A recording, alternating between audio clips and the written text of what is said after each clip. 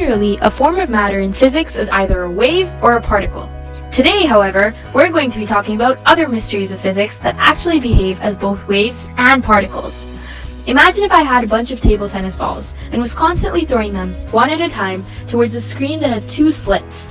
Behind the screen is another screen, which can depict the landing points of the incoming tennis balls. Now, the situation models a very famous physics experiment conducted, wherein the ping pong balls were electrons instead. The result? It was found that particles, including light's photons, neutrons, or of course electrons, have this unique wave-particle duality. How? Well, if the electrons behaved like particles, then they would collect around two straight lines on the second screen. But what actually happens is you see the pattern you would see if the electrons were waves. What's more, on the second screen, you get the pattern you expect from waves, that the electrons are registered, arriving as particles in straight lines. So why is this bizarre explanation of wave-particle duality such a revolutionary discovery?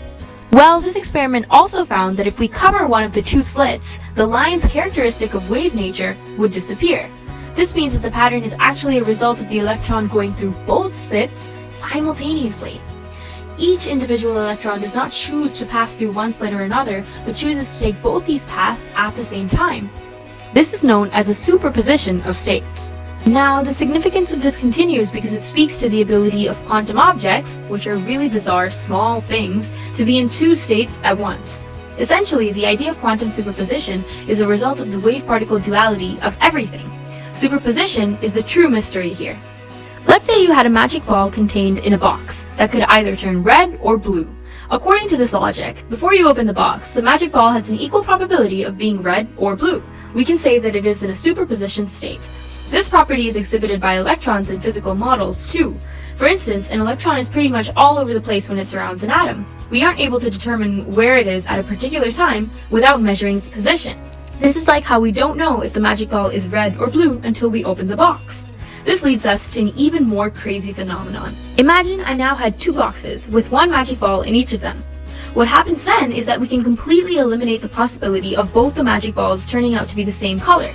We mysteriously know that if one magic ball is blue, the other has to be red, and if one is red, the other is blue. Quantum mechanics tells us that this is always true, no matter where the two boxes are. If one is red, the other will be blue. We just won't know which one will be which until we open the box. These concepts are the foundation of a completely different universe, which describes the behavior of objects in a way that we still don't completely understand. Researching more about this quantum world allows us to apply our knowledge to our own world, in fields like cryptography and computing. Until all that's figured out, the mystery continues.